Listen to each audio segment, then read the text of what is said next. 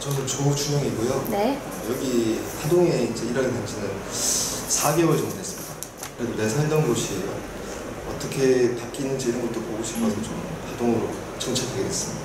그래서 지금 원래는 하동 읍에 살았는데 지금 좀 악양면으로 들어왔어요. 저는 부모님이 귀촌을 하실 때 같이 귀촌을 해서 옆에 있는 산청이라는 곳으로 들어와서 거기서 생활을 하다가 지역에 있는 문제에 대해서 좀 관심을 가지게 됐어요. 그러다가 이제 놀러를 알게 돼서 이쪽으로 와서 일을 하게 된 지 저도 4개월 정도 됐고, 저도 지금은 악양의 악양면민으로 살고 있습니다.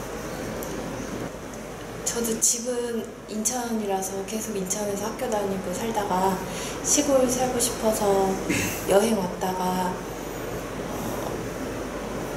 여기서 이제 구례에 지금 살고 있어요. 저는 원래 고향이 하동이고요. 하동 북천이고 여기 이제 놀러와 좋아버리면서 제 개인적으로는 또 대본감으로 와인을 생산하고 있습니다. 그 와이너리도 운영하고 있고요. 놀러와에서는 중간 매니저 역할을 하고 있습니다. 정승모라 감독 아니에요? 감독입니다. 저는 조문환입니다. 놀러와 대표를 하고 있고 2년 전부터 이제 이런 모델을 지속적으로 우리 감독님과 같이 생각하고 또 지역에 있는 뜻이 맞는 사람들과 같이 이제 의논하다가 놀러와 창립하게 됐어요. 창립한 건 한 1년 반 정도 됐고 본격적으로 업을 시작한 것은 1년 하고 있습니다. 조합원은 총 8명이고 우리 이제 3분의 PD들과 같이 모델을 만들어가고 있죠. 여행, 그러니까 직접 가서 체험하고 뭔가 겪는 거 이런 부분들이라고 보거든요. 근데 그런 직접 체험하고 겪으려면은 지역에 대해서 잘 알고 지역 사람들이 소개하고 지역 사람들과 같이 문화를 체험할 수 있는 이런 활동들이 있어야 된다고 보거든요. 근데 그게 이제 협동조합이라는 걸로 통해서 그분들이 모여서 만든 여행 상품을 판매하는 공정여행사라고 저는 생각하거든요. 그게 이제 협동조합 형태의 주민공정여행사라고 저는 정의를 내리고 있습니다. 지역의 관광지는 어차피 천혜의 자연들이라는 거 누구나 다 알고 있고 그냥 검색만 하면 나오는데 지역 이야기, 지역 사람들의 말들은 저희만 전할 수 있지 않을까라고 생각을 하거든요. 저는 이제 공무원을 좀 했어요. 네. 하다 보니까 이제 지역을 좀 알게 되잖아요. 농촌을 알게 되고 이제 농촌이 좀 어렵다고 하죠. 지금 뭐 농촌뿐만 아니라 도시도 어려운데 농촌 더더욱 어려가고 귀농인과 귀촌인이 막 들어오니까 이질적인 문화가 들어오잖아요. 그게 이제 현지인과 막 부딪히는 그게 긍정의 효과도 있고 또 약간의 지역사회에서는 서로와의 간격이 멀어지는 갈등의 효과, 영향도 있단 말이죠. 이런 것들 좀 보면서 누군가가 매개체가 되고 어느 조직이 매개체가 되어서 이런 것들을 좀 농촌이 활성화되고 연결고리가 된다면 좋겠다. 여기 우리가 하는 활동이 비즈니스와 연결되고 이것이 공동체와 연결된다면 좋겠다. 그러면 그것이 어떤 모델이지 하다가 이런 여행사, 주민여행사, 그리고 또 공정여행, 공정무역이 대두가 되는 세상이니까 이걸 두 가지를 융합해서 이제 공정과 주민여행사를 결합시킨 주민공정여행사를 만들게 됩니다. 소득만 놓고 보면 말 그대로 취약계층의 대부분이 아마 농촌에 있을 겁니다. 그래서 그런 대표님하고 모여서 어떻게 하면 이 지역에 좀 도움이 될까 그렇게 하다가 도예지 사람들을 이쪽에 오게끔 하자. 우리 하동에는 참 그 도예지 사람들이 와서 여행을 하고 즐기고 이럴 관광자원들이 되게 많아요. 뭐 섬진강이나 세천반대, 뱅사리들판, 뭐 지리산. 그러니까 이걸 잘 활용을 해서 도예지 사람들 오게 해가지고 여기서 먹고 쓰고 또 자고 그 다음에 또 여기 있는 농산물도 사가고 여행사의 큰 이익은 당장 안 생기더라도 결국 그 사람들하고 지갑을 다 열게 되면은 그러면 이 지역에 바로 그게 귀한 것이 되지 않을까. 결국 출발은 뭐냐면은 우리 하동 지역을 외지 사람들이 많이 와서 머물게 해가지고 돈을 많이 쓰게 하자. 그래서 지역에 도움이 되자. 그런 취지로 지금 출발을 했고 지금도 그렇게 하고 있고. 아까 말씀드린 대로 지역을 위해서 뭔가 지금까지는 나를 위해서 살았는데 이제부터는 좀 나가 아닌 좀 공동체를 위해서 한번 살아보겠다는 그런 마음이 들어서 저는 이렇게 시골에 살고 싶다는 생각은 있었죠. 근데 이제 제가 뭐 어떻게 살아야겠다?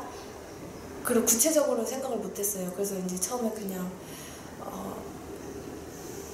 일단 이제 가보자 해가지고 그냥 여행 왔었는데 지내다 보니까 생각보다 더 좋더라고요. 그래가지고 이런 공간 자체가 나무도 있고 이렇게 도시는 이제 건물들이 많고 이런데 이렇게 뻥 뚫려 있는 이런 공간에서 지내다 보니까 좋고 또 이제 그래서 제가 처음에 입사를 해서 좀 제일 인상 깊었던 게 뭐냐면 그냥 저희 프로그램 중에 소나무 투어라는 게 있는데 그거를 대표님이 진행을 하시는데 소나무가 가진 이야기들을 세 군데의 포인트를 가면서 설명을 해주시는데 그거는 검색해서 그 포인트에 사람들이 갈 수는 있지만 그 이야기들은 잘 모르는 거잖아요. 그래서 근데 그 이야기를 알아야만 그 소나무가 제대로 보이고 더 잘 느낄 수 있다고 생각해요, 하동을.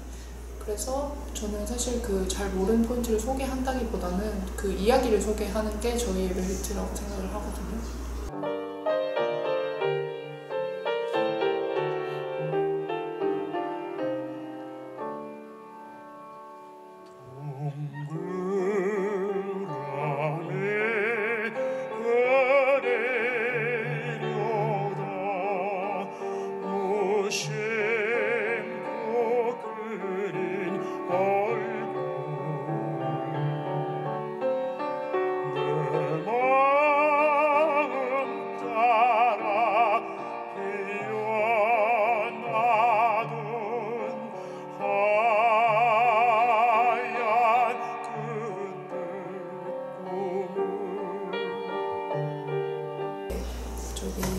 화사별서라는 출시고가에서 고택 음악회를 했거든요. 근데 그게 제가 4월 1일에 입사를 했는데 들어오자마자 그거 준비를 시작해서 한 달 만에 이제 개최를 했는데 저는 지금 여기서 홍보 마케팅 관련한 일을 다 담당하고 있는데 저는 그런 일을 한 번도 해본 적이 없는데 입사하자마자 회사 적응도 못했는데 그거를 맡아서 하게 됐는데 생각보다 정말 성황리에 저희가 고생한 만큼 잘 해냈어요. 그래서 지역에서 이렇게 힘들지만 이렇게 우리끼리 아웅다웅해서 잘 해나간다는 그런 자부심 같은 것도 좀 들었고 되게 성취감도 있었던 것 같아요. 저희가 매달 하는 프로그램이 하나 있거든요. 아까 달마중이라는 프로그램이 있는데 거기에 이제 적을 때는 10명도 오세요.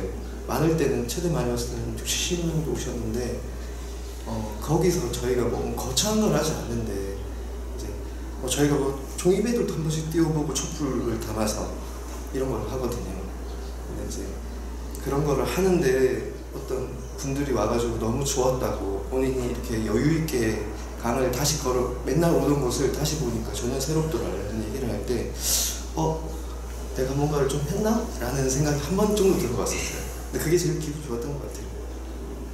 원하시는 거 밑에 불 조절 장치 있는데 손 대지 마시고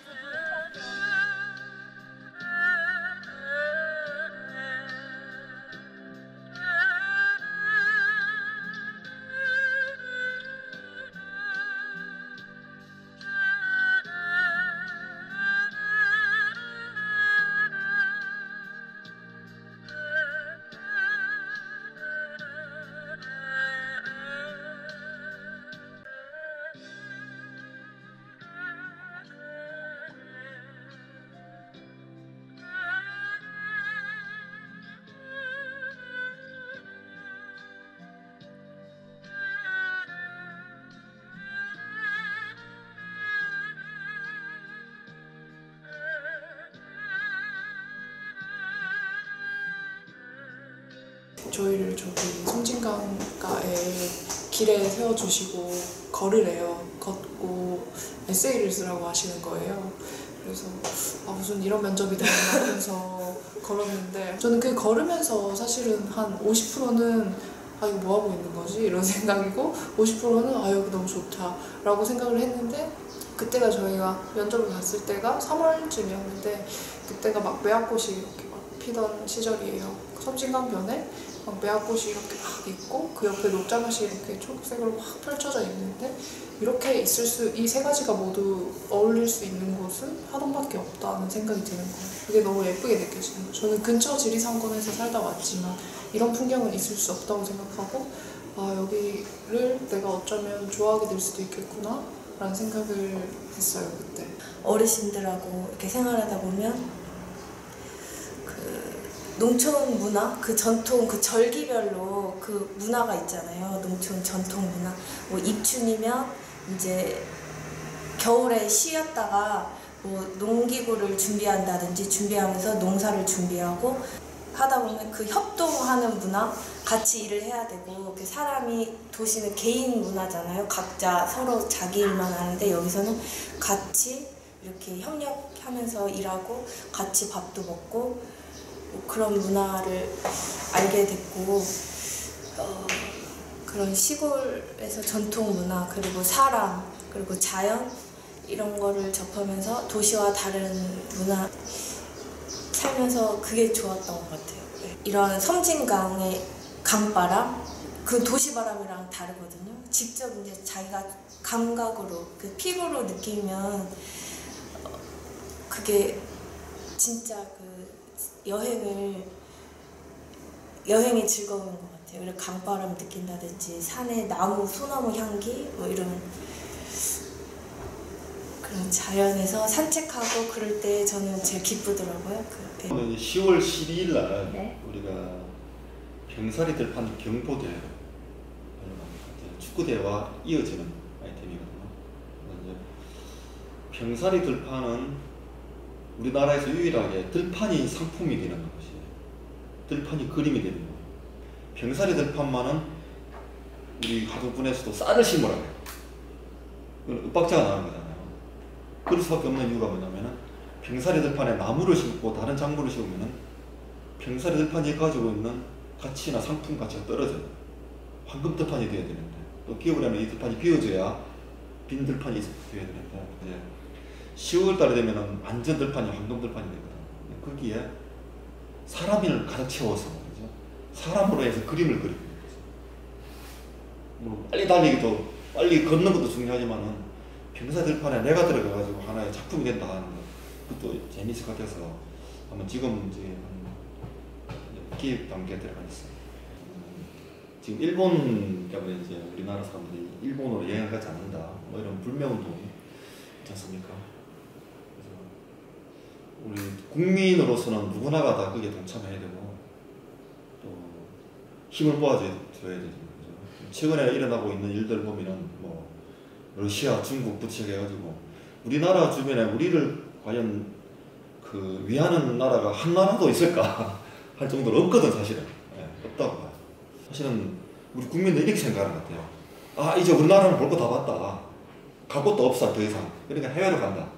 이런 생각들이 있는 것 같아요. 그러니까 우리 주변에 우리 것이 참 소중한 것이 너무 많은데 아까 우리 PD들도 이야기했지만 사실은 이렇게 엎드려가 막 그 낮은 자세로 보면은 막 아름답지 않은 게 한 가지도 없거든요. 한 뭐 10년 정도 앞으로도 해외로 나가는 추세가 있을 것 같아요. 아직 안 나가본 분들이 많고 또 안 나가본 나라들이 많기 때문에 그 만족도가 다 차면은 언젠가는 국내로 다시 올 것 같아요. 지금 일본 사람들은 일본 국내 여행이 더 많이 한대요. 그래서 일본 지방 소도시 여행이 굉장히 많이 일어나고 있다고 들었는데 우리나라도 이제 지금 일본 문제를 통해서 우리나라의 소도시 특히 농촌 분야의 여행으로 이렇게 이제 좀 분위기가 바뀌어서 실제로 좀 와주는 이런 계기가 좀 좋겠다. 사회적 기업으로서 뭔가 지역사회에 기여하기 위한 여행을 통해서 하기 위한 그 프로그램 중에 하나가 뭐냐면 저희가 예를 들어서 이 지역의 다문화 가정이라든가 그 다음에 어떤 어르신 계층들 이분들은 여행에서 소외되신 분들이거든요. 어디 뭐 제대로 여행을 해보신 적도 없어요. 뭐 이게 그런 분들을 저희가 이제 뭐 평균적으로 보면 그래도 한 달에 뭐 한 2달에 한 번, 한 달에 한 번 정도는 여행을 저희들이 어떤 경로를 통해서든지 하고 있는 것 같아요, 지금. 사실 저희가 좀 더 그런 역할, 사회에 어떤 여행 소외계층에 있으신 분들을 좀 제대로 된 여행을 하려면은 진짜 여행사의 가장 기본이 뭐냐면은 관광 같이 여행을 할 수 있는 안내를 들으면서 할 수 있는 버스거든요. 근데 그 버스가 그냥 일반적인 버스 말고 특수 차량이냐면 저상 차량이라 그러죠, 그죠? 휠체어를 바로 실을 수 있는, 휠체어를 바로 내릴 수 있는 그런 어떤 특수 버스가 사실은 있어야 되는데 독지가 혹시 보시고 우리 좋은 취지를 갖다 이해하시고 야 거기 하동에 있는 그 여행사에 진짜 이런 버스 한 대 기존에 주고 싶다 진짜 그런 게 있었으면 좋겠어요. 그게 가장 현실적인 어려운 문제이기도 하고 솔직히 여행에서 여행을 중심으로 하되 융합시켜서 문화, 체육, 출판 이런 기회까지 좀 확장해 나가고 이런 사업을 키워서 우리 젊은이들이 좀 더 우리 하동으로 돌아오는데 놀러와가 하나의 좀 마중물 역할, 또 청년 PD들이 그런 역할들을 해서 우리 이제 지속 가능한 농촌. 그래서 앞으로 30년 후에도 농촌이 쇠퇴하지 않고 최소한 현상 정도는 유지할 수 있으면 좋겠다. 그것이 제 개인적인 꿈이고 또 놀러와의 꿈이기도 합니다.